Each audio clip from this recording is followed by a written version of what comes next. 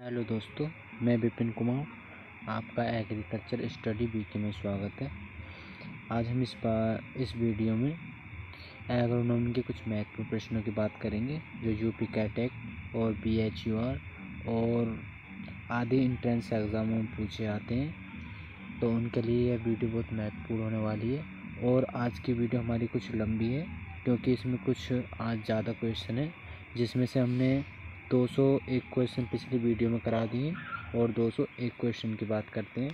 तो वीडियो शुरू करने से पहले जो हमारे चैनल पर नए हैं वो चैनल को सब्सक्राइब कर दें और बेल आइकन ऑन कर दें, जिससे आने वाली वीडियो का नोटिफिकेशन आप तक पहुंच सके। तो करते हैं वीडियो शुरू। तो प्रश्न नंबर 202 है कि एग्रीफाउंड पर्वतीय किसकी उन्नतशील प्रजाति है, किस्म है? तो प्याज की है, लहसुन की है, हल्दी की है या अदरक की? तो जो एग्रीफाउंड जो प्रजाति है वो है लहसुन की। ऑप्शन नंबर बी सही है इसका। बात करते हैं 203 की। 203 है कि लहसुन की बीज दर प्रति हेक्टेयर में बतानी है। तो 200 से 250 किलोग्राम जो ये क्वेस जो होता क्वेल, इसे हेक्टेयर बोलते हैं। तो इसमें जो है 200 से 250 किलोग्राम प्रति हेक्टेयर या 300 से 350 किलोग्राम प्रति हेक्टेयर या 50 से 60 किलोग्राम प्रति हेक्टेयर या 100 से 150 किलोग्राम प्रति हेक्टेयर। तो लहसुन की जो बीज दर होती है वो होती है 300 से 350 किलोग्राम प्रति हेक्टेयर। ऑप्शन नंबर बी सही है इसका। बात करते हैं प्रश्न नंबर 204 की। 204 है कि किसके कारण करेले की बनी सब्जी शीघ्र खराब नहीं होती? जो करेले की सब्जी को बना देते हैं और वो जल्दी शीघ्र खराब जो नहीं होती वो किसके कारण नहीं होती? तो वो ऑप्शन नंबर ये है कि मोमरसिडिन के कारण या एलिसीन के कारण या ऑप्शन 3 है मतलब सी कियामोसिन के कारण और चौथा है एंथोफिल के कारण। तो जो सब्जी खराब जो नहीं होती वो नहीं होती है मोमरसिडिन के कारण। ऑप्शन नंबर ए सही है इसका। बात करते हैं प्रश्न नंबर 205 की। 205 है कि रक्त विकार जो होता है एक रोग है और पीलिया भी और मधुमेह जो ये रोगी होते हैं उनके लिए लाभदायक कौन सी सब्जी रहती है? तो गाजर रहती है या करेला या तोरई या चुकंदर। तो सबसे ज़्यादा जो इस बीमारी में प्रयोग जो की जाती है जो सबसे अच्छी रहती है वो रहता है करेला। ऑप्शन नंबर बी सही है इसका। बात करते हैं प्रश्न नंबर 206 की। प्रश्न नंबर 206 है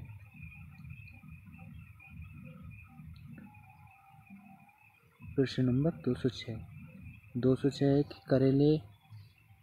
करेले की अगेती किस्म कौन सी है? तो पूसा विशेष या अर्काहरित या प्रिया या MDU नंबर 1। तो जो करेले की अगेती प्रजाति है वो है ऑप्शन नंबर ए सही है इसका। पूसा विशेष सही है। ऑप्शन नंबर ए अगेती किस्म है करेले की। तो बात करते हैं 207 है कि करेले की फसल में प्रयोग किए जाने वाला जैव उर्वरक कौन सा? BGA या एजोस्पाइरिलम या मूंगफली की खली या नीम की खली। तो इसमें से जो करेले के लिए जो फसल में उपयोगी जैव उर्वरक जो उपयोगी है वो है नीम की खली। ऑप्शन नंबर बी सही है इसका। बात करते हैं प्रश्न नंबर 208 की। 208 है कि करेले के पौधे पर अधिक मृदा पुष्प प्राप्त करने के लिए किस पादप नियंत्रण का प्रयोग किया जाता? मतलब जो करेले के पौधा तैयार होता है तो उस पर जो मादा पुष्पों का कम लगते हैं उस पर तो अधिक लगने के लिए किसका प्रयोग पादप नियंत्रण किया जाता? तो इथाल का या साइक्लोकोसिल का या इथराइल व साइक्लोकोसिल का या उपरोक्त में से कोई नहीं। तो उसमें जो प्रयोग किया जाता है वो क्या जाता है इथराल व साइक्लोकोसिन का। ऑप्शन नंबर सी। इन दोनों दवाइयों का प्रयोग किया जाता है नियंत्रण के लिए करेले पे मादा पुष्प के लिए। ऑप्शन नंबर सी सही है इसका। बात करते हैं 209 है कि कुकुरबिटेसी कुल की सब्जियों का प्रमुख कीट कौन सा है? तो एपिलेक्ना बीटल या फलमक्खी या रेड पंपिंग बीटल या उपरोक्त सभी। तो कुकुरबिटेसी जो कुल है उसका जो हानिकारक कीट होते हैं वो सभी होते हैं ये। ऑप्शन नंबर डी सही है इसका। Option number D.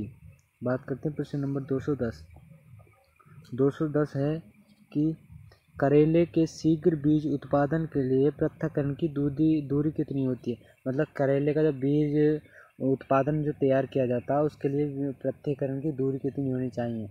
तो उसके लिए 50 मीटर या 400 मीटर या 1000 मीटर या 1500 मीटर। तो उसके लिए जो दूरी चाहिए करेले के लिए वो 400 मीटर की पृथक्करण की दूरी चाहिए। ऑप्शन नंबर बी सही है इसका। बात करते हैं प्रश्न नंबर 211 है शकरकंद किस कुल का पौधा है। तो शकरकंद बताना कि किस कुल का पौधा। तो क्रूसीफेरी कुल का है या अम्बेलिफेरी का है या कौन बोलबुलेसी का है या सोलेनेसी का है। तो शकरकंद जो है वो है कौन बोलबुलेसी कुल का। ऑप्शन नंबर सी सही है इसका। बात करते हैं प्रश्न नंबर 212 की। 212 है कि शकरकंद उत्पादन के लिए भूमि होनी चाहिए, कैसी भूमि होनी चाहिए। तो रेतीली होनी चाहिए, रेतीली दोमट या भारी दोमट या काली मृदा या ऊपरी भूमि रेतीली और निचली की कुछ भारी। तो इसमें को शकरकंद के लिए जो होनी चाहिए वो रेतीली भूमि होनी चाहिए क्योंकि वो रेती में अच्छी पैदावार होती है उसकी। तो ऑप्शन नंबर ए सही है, रेतीली दोमट मिट्टी होनी चाहिए उसके लिए। ऑप्शन नंबर ए सही है। बात करते हैं प्रश्न नंबर 213। 213 है कि श्री कनक और श्री मृदा और श्री रत्ना, श्री नंदिनी, श्री वर्धनी और श्री अरुणा व पुष्पा सुनहरी किस फसल की प्रजाति हैं। उन्नतशील प्रजाति हैं। क्वेश्चन महत्वपूर्ण पूछा जा सकता है ये, तो इसे नोट करके लिखें कि श्री कनक और श्री मृदा और श्री रत्ना और श्री नंदिनी और श्री वर्धनी और अरुणा व पुष्पा सुनहरी किसकी उन्नतशील प्रजाति हैं। तो सलजम की हैं, चकुंदर की या अंगूर की या शकरकंद की। तो ये प्रजाति जो हैं वो है शकरकंद की, जिनमें सबसे अच्छा उत्पादन करती हैं ये किस्में। ऑप्शन नंबर डी सही है इसका। बात करते हैं प्रश्न नंबर 214 की। 214 है कि 1 हेक्टेयर शकरकंद की रोपाई के लिए कितने बेलों की आवश्यकता होती है। मतलब अगर जो बेल की जो शकरकंद की खेती की जाती है वो लताओं के अनुसार और बेलों से की जाती है। तो उसके लिए जो कितने बेलों के टुकड़े चाहिए 1 हेक्टेयर के लिए। तो 20 से 25 हज़ार टुकड़े या 25 से 30 हज़ार टुकड़े या 30 से 35 हज़ार टुकड़े या 40 से 50 हज़ार टुकड़े। तो इसके लिए टुकड़े जो चाहिए शकरकंद की रोपाई के लिए वो चाहिए 40 से 50 हज़ार टुकड़े। ऑप्शन नंबर डी सही है इसका। बात करते हैं प्रश्न नंबर 215 की। प्रश्न नंबर 215 है कि उत्तर प्रदेश में शकरकंद की खुदाई कब की जाती है। मतलब जो उत्तर प्रदेश में जो शकरकंद की खेती की जाती है तो उसकी खुदाई किस टाइम की जाती है। तो सितंबर में की जाती है, नवंबर में, जनवरी में या अप्रैल में। तो शकरकंद की जो खुदाई की जाती है वो की जाती है सितंबर में। ऑप्शन नंबर ए सही है इसका। बात करते हैं प्रश्न नंबर 216। 216 है कि शकरकंद के कंद की परिपक्वता की जाँच की जाती है। तो केलस के आधार पर या कंद के भार के आधार पर या कंद के व्यास के आधार पर या कंद के स्वाद के आधार पर। तो शकरकंद का जो कंद परिपक्वता की जांच की जाती है, मतलब जब शकरकंद की खुदाई की जाती है तो उसके लिए परिपक्व मतलब ये पूरी पक गई है यानी उसके लिए उसकी जांच जो की जाती है वो कैसे की जाती है। तो उसकी जांच की जाती है कंद के भाग के आधार पर की जाती है। जो कंद होते हैं उनके भाग के आधार पर एक पौधे के नीचे की कंदों को खोद कर उसमें देख लिया जाएगा और उससे जांच की जाती है कि कंद परिपक्व हो गए या नहीं। तो ऑप्शन नंबर बी सही है इसका। बात करते हैं प्रश्न नंबर 217। 217 है कि शकरकंद के कंदों में लगने वाली एक प्रमुख बीमारी कौन सी होती है। तो जो कंद जो होती हैं शकरकंद की उनमें एक बीमारी लगती है, वो बीमारी कौन सी है। तो काला विगलन या तना विगलन या सर्क स्पोरा पर्व धब्बा या पछेती झुलसा। तो इसमें जो बीमारी लगती है वो लगती है काला विगलन रोग लगता है, black rods. Option number A सही है इसका। बात करते हैं प्रश्न नंबर 218। 218 है कि साइल लास क्रोमोकेरियस किस फसल का प्रमुख कीट है। मूंगफली का या जिमीकंद का या शकरकंद का या टमाटर का। तो साइलस जो फॉर्म केरियाल्स जो कीट है प्रमुख कीट जो वो है शकरकंद का। ऑप्शन नंबर सी सही है इसमें। बात करते हैं प्रश्न नंबर 219 की। तो 219 है कि पूसा कंचन और पूसा श्वेती और पूसा स्वर्णिमा व पूसा चंद्रमा किस फसल की उन्नतशील किस्म है? तो शकरकंद की या शलजम की या चकुंदर की या गोभी की? तो ये जो किस्म है वो है शलजम की। ऑप्शन नंबर 20 है ये इसका। बात करते हैं प्रश्न नंबर 220 की। 220 है कि हरे मटर में प्रोटीन की मात्रा। क्वेश्चन बहुत महत्वपूर्ण क्वेश्चन है, इस पर स्टार लिख कर लिखें। सॉरी, हरे मटर में प्रोटीन की मात्रा जो होती है कितनी होती है? तो 7%, 12%, 15% या 22%। तो कितनी होती है इसमें? इसमें होती है 7% होती है हरे मटर में प्रोटीन की मात्रा। महत्वपूर्ण क्वेश्चन है, पूछा जा सकता है एग्जाम में। तो बात करते हैं प्रश्न नंबर 221 की। 221 है कि मल्टीफ्रेज प्रजाति है किसकी है? राजमा की है, चना की है, मटर की है या लोबिया की है? तो मल्टीफ्रेजर जो प्रजाति है वो है राजमा की। ऑप्शन नंबर ए सही है इसका। बात करते हैं प्रश्न नंबर 222। 222 है कि मटर की फसल में नाइट्रोजन की संतुलित मात्रा कितनी होती है? 20 किलोग्राम प्रति हेक्टेयर, 60 किलोग्राम प्रति हेक्टेयर या 80 किलोग्राम प्रति हेक्टेयर या 110 किलोग्राम प्रति हेक्टेयर? तो जो मटर में जो नाइट्रोजन की संतुलित मात्रा होती है, मतलब मटर में जो एक जीवाणु पाया जाता है इसके में, राइबोजियम जीवाणु पाया जाता है इसकी जड़ों में। तो उसमें जो नाइट्रोजन की संतुलित मात्रा होती है कितनी होती है? तो उसमें होती है 80 किलोग्राम प्रति हेक्टेयर होती है। ऑप्शन नंबर सी सही है इसका। बात करते हैं प्रश्न नंबर 223 है कि 80 किलोग्राम मटर के बीज को राइबोजियम से उपचारित करने के लिए कल्चर की आवश्यकता होती है। 800 ग्राम या 1200 ग्राम या 1600 ग्राम या 2400 ग्राम? तो इसमें जो 80 किलोग्राम मटर के लिए राइबोजियम से उपचारित किया जाता इसके लिए होती है 1600 ग्राम की आवश्यकता राइबोजियम की। Option number C. बात करते हैं प्रश्न नंबर, मैंने राइबोजियम बताया क्या? मटर की जड़ में जो पाया जाता है, मटर की जड़ में कोई जो नाइट्रोजन स्थिरीकरण करता है वो उसका नाम है, नाम याद नहीं आ रहा उसका, आगे बताएंगे चलो। लेकिन मैंने राइबोजियम बताया था लेकिन वो गलत है। राइबोजियम एक उपचार मतलब उसके लिए बीजों को उपचारित करने के लिए प्रयोग की जाती है। बात करते हैं प्रश्न नंबर 224। 224 है कि किसके बीजों में क्याइमेसिन दो पाया जाता है? तो करेला में, लौकी में, सीताफल में या उपरोक्त में से किसी में भी नहीं। तो इसमें जो बीजों में क्याइमोसिन जो पाया जाता है वो पाया जाता है सीताफल में। ऑप्शन नंबर सी, सीताफल जिसे काशीफल भी कहते हैं। ऑप्शन नंबर सी सही है इसका। बात करते हैं प्रश्न नंबर 225। सीताफल में किसकी प्रधानता होती है? गंधक की, फास्फोरस की, पोटेशियम की, आयरन की? तो गंधक में जो, मतलब सीताफल में जो प्रधानता होती है वो होती है पोटेशियम की। ऑप्शन नंबर सी सही है इसका। बात करते हैं प्रश्न नंबर 226 की। 226 है कि मूली की अच्छी जड़ों के विकास के लिए उपयुक्त तापमान कितना होना चाहिए?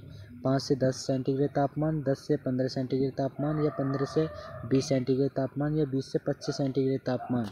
तो मूली की अच्छी जड़ों के विकास के लिए तापमान होना चाहिए, वो होना चाहिए 10 से 15 सेंटीग्रेड।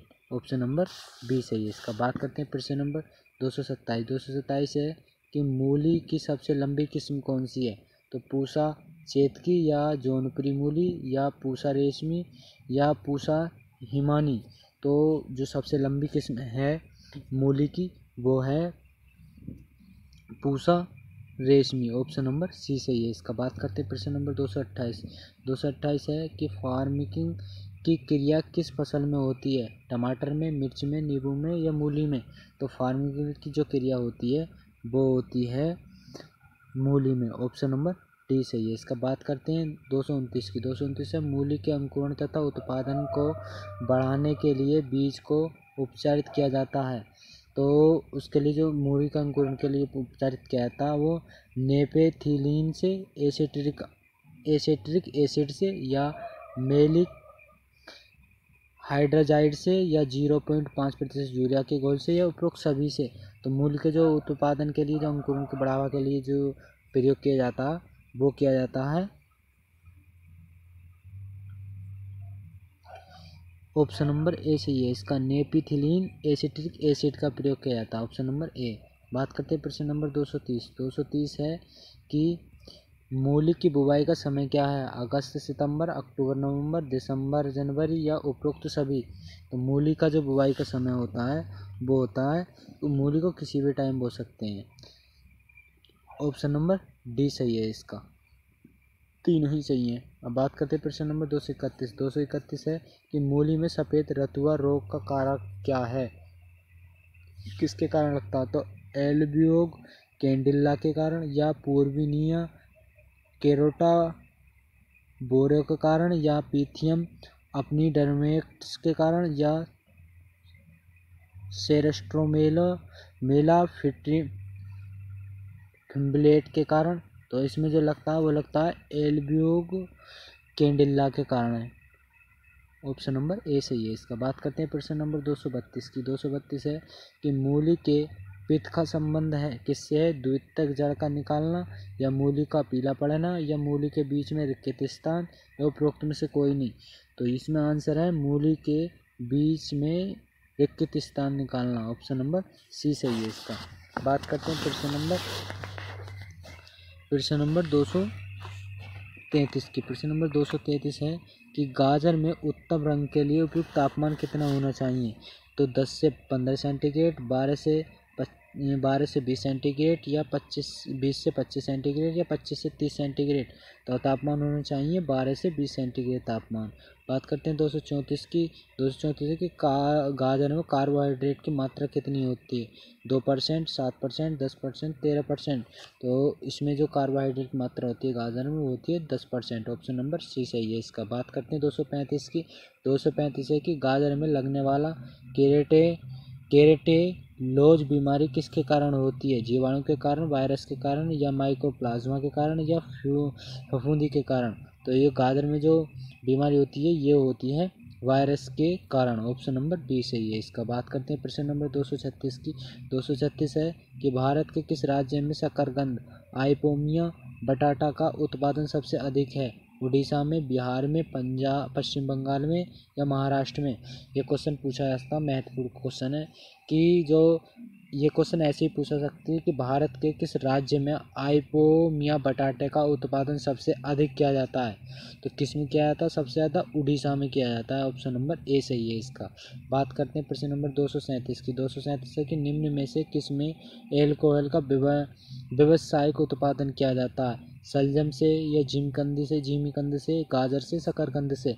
तो जो एल्कोहल का जो प्रयोग किया जाता है वो किया जाता है शकरकंद से, ऑप्शन नंबर डी सही है इसका। बात करते हैं प्रश्न नंबर 238 की। 238 है कि शकरकंद में किस खनिज पदार्थ की प्रधानता होती है?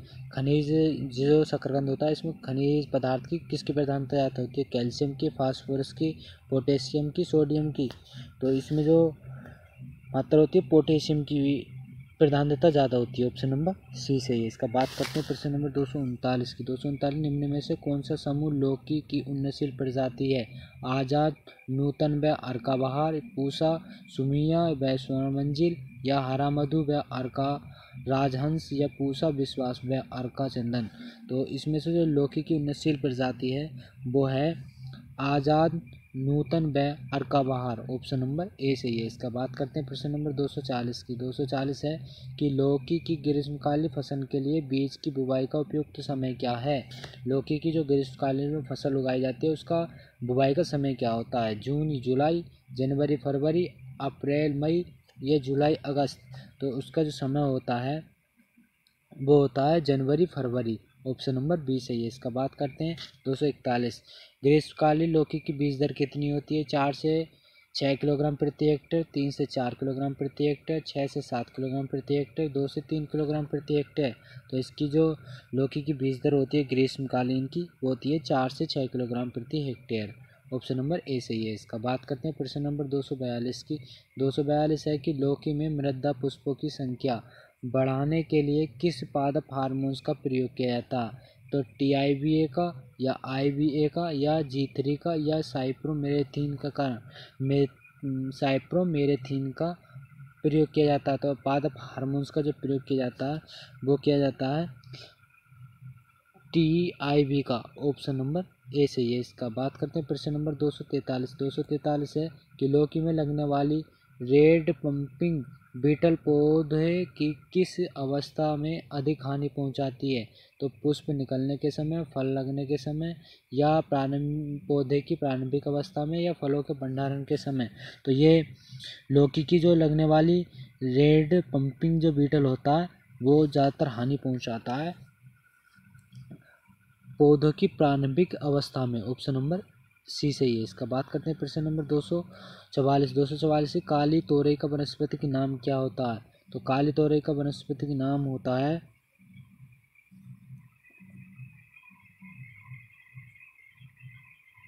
ल्यूफा एक्यूटेगुला। ऑप्शन नंबर बी सही है इसका। बात करते हैं प्रश्न नंबर 245 से घिया तोरई के अंतरण रखा जाता है। जो घिया तोरई होती है उसका अंतरण कितना रखा जाता है? 60 से 90 सेंटीमीटर, 90 से 50 सेंटीमीटर, 1.5 से 1 मीटर, या 2.5 से 2 मीटर। तो घिया तोरई का जो अंतरण रखा जाता है वो रखा जाता है 1.5 से 1 मीटर तक का। ऑप्शन नंबर सी सही है इसका। बात करते हैं प्रश्न नंबर 246 है कि खरबूज की बीज में तेल प्रतिशत मात्रा कितनी है? जो खरबूजा होता है उसमें जो तेल की मात्रा होती है वो कितनी होती है बीजों में? तो 20 से 25%, या 5 से 10%, या 25 से 30%, या 40 से 45%। तो उसमें होती है 40 से 45%। ऑप्शन नंबर डी सही है इसका। बात करते हैं 247 है कि खरबूज के फल का कितना प्रतिशत भाग खाने योग्य होता है? जो खरबूज की फल का जो कितना भाग खाया जाता है? तो 27%, 67%, 47%, या 37%। तो वो खाया जाता है 47%। ऑप्शन नंबर सी सही है इसका। बात करते हैं प्रश्न नंबर 248 है निम्न में से कौन सा कथन असत्य है? तो इनमें से असत्य बताना है। तो ऑप्शन नंबर ए है गर्मी तथा लू से खरबूज के फलों में मिठास का कम होना। ऑप्शन बी है खरबूजों के लिए 25 सेंटीग्रेड से 27 सेंटीग्रेड तापमान की उपयुक्त होता है, या खरबूजे के लिए रेतीली भूमि अच्छी होती है, या पूसा सरबती के भंडारण क्षमता अधिक होती है। तो इसमें से जो ऑप्शन नंबर ए है वो सही है। गर्मी तथा लू से खरबूजों के फलों की मिठास कम हो जाती है। ऑप्शन नंबर ए सही है इसका। बात करते हैं 249 के खरबूज में किसकी प्रतिशत मात्रा अधिक पाई जाती है? तो उसमें वसा की पाई जाती है, प्रोटीन की, कार्बोहाइड्रेट की, या खनिज पदार्थ की। तो उसमें जो सबसे ज़्यादा अधिक मात्रा जो पाई जाती है वो पाई जाती है कार्बोहाइड्रेट की मात्रा। Option number C. बात करते हैं प्रश्न नंबर 250 की।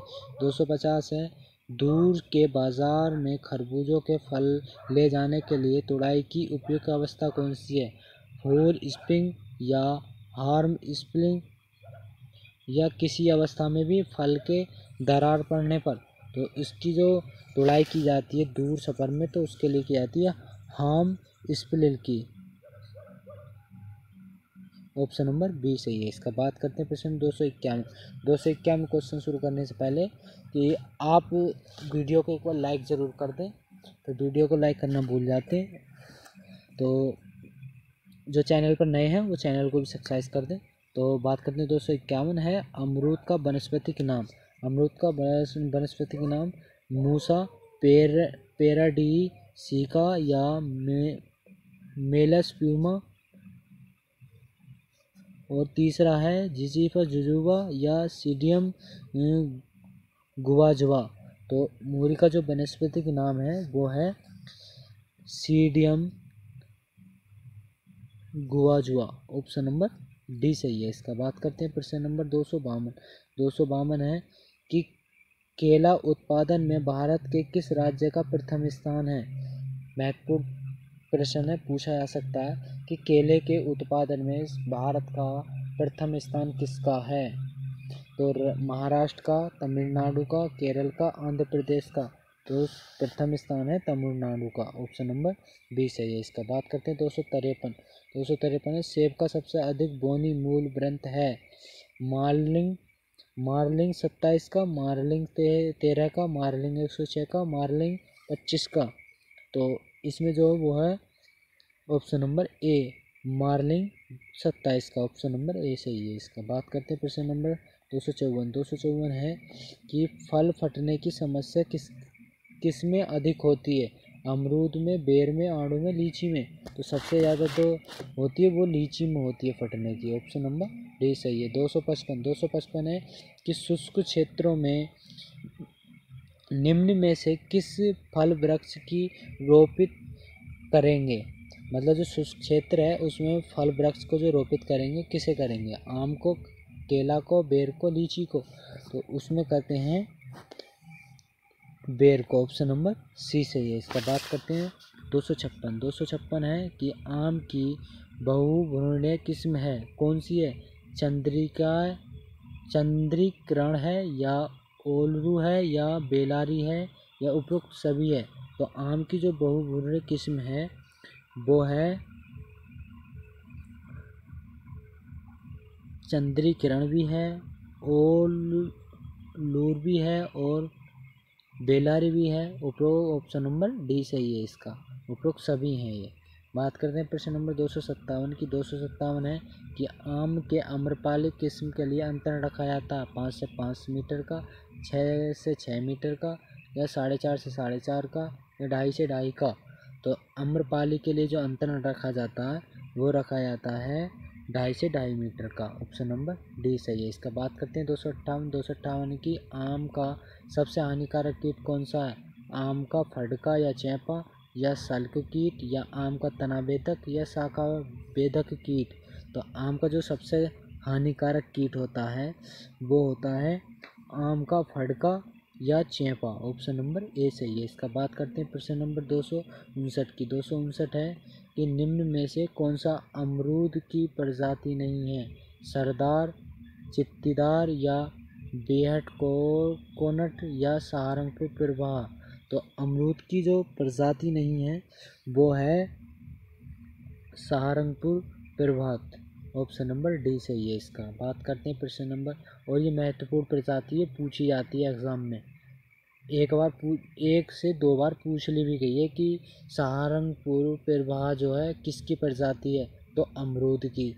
और ये कहाँ पर उगाई जाती है? तो ये उगाई जाती है सहारनपुर में। ऑप्शन नंबर डी सही है इसका वैसे तो। बात करते हैं प्रश्न नंबर 260 है नींबू का सिट्रिक कैंकर रोग किसके कारण होता है? जीवाणु के कारण, कवक के कारण, वायरस के, या जिंक की कमी के कारण। तो नींबू का जो सिट्रिक कैंकर रोग होता है वो होता है जीवाणुओं के कारण। ऑप्शन नंबर ए सही है इसका। बात करते हैं प्रश्न नंबर 261 की। 261 है पपीता का उत्पत्ति स्थान क्या है? महत्वपूर्ण क्वेश्चन है, पूछा जाएगा एग्जाम में कि इसका पूछा जा सकता है। अमरूद का पूछ ले, आम का पूछ ले, या किसी का भी पूछ ले, वो उत्पत्ति स्थान पूछा जाएगा। चीन का उत्पत्ति, ऑप्शन नंबर ए है चीन, भारत, उष्ण अमेरिका, या दक्षिण अफ्रीका। तो पपीता का जो जन्म स्थान है वो है उष्ण अमेरिका। ऑप्शन नंबर सी सही है इसका। बात करते हैं प्रश्न नंबर 262 की। प्रश्न नंबर 262 है कि प्रश्न नंबर 262 है। प्रश्न नंबर 262 की पपीते में व्यावसायिक प्रवर्धन की विधि कौन सी है? कलम द्वारा, बीज द्वारा, रोपण द्वारा, या कलिकाएं द्वारा। तो पपीते की जो व्यावसायिक प्रवर्धन विधि है वो है बीज द्वारा। ऑप्शन नंबर बी सही है इसका। बात करते हैं प्रश्न नंबर 263 की पपीते का पूर्ण कुंचन रोग किसके कारण होता है? जीवाणु के कारण, वायरस के कारण, कवक के कारण, या माइक्रोप्लाज्मा के कारण। महत्वपूर्ण क्वेश्चन है, पूछा जा सकता है एग्जाम में। तो पपीते का जो पूर्ण कुंचन रोग है वो किसके कारण होता है? वो होता है वायरस के कारण। ऑप्शन नंबर बी सही है इसका। बात करते हैं प्रश्न नंबर 264 की। 264 है कि आणु किस कुल का पौधा है? तो सेप्रिडेंसी, या रोजेसी कुल का, या सुजेसी का, या एनाकार्डियेसी का। तो जो आणु कुल का पौधा है वो है रोजेसी कुल का। ऑप्शन नंबर बी सही है। हमारी वीडियो का लास्ट क्वेश्चन है। बात करते हैं कि आम में किस किस्म में कैरोटीन की अधिकता मात्रा पाई जाती है? लंगड़ा में, नीलम में, अम्रपाली में, सिंधु में। तो इसमें जो कैरोटीन की जो अधिक मात्रा होती है वो पाई जाती है अम्रपाली में। ऑप्शन नंबर सी सही है। और अगर वीडियो अच्छी लगी हो तो वीडियो को लाइक ज़रूर कर दें, और कमेंट करके बाद में बताएं कि वीडियो कैसी लगी। और अगर जो हमारे चैनल पर नए हैं वो चैनल को सब्सक्राइब ज़रूर कर लें और ऐसी ही वीडियो पाने के लिए हमसे जुड़े रहें। और ये चैनल हिंदी मीडियम वालों के लिए, जो हिंदी मीडियम से बच्चे हैं उनके लिए। और फिर मिलते हैं हम अगली वीडियो में, जब तक के लिए बाय।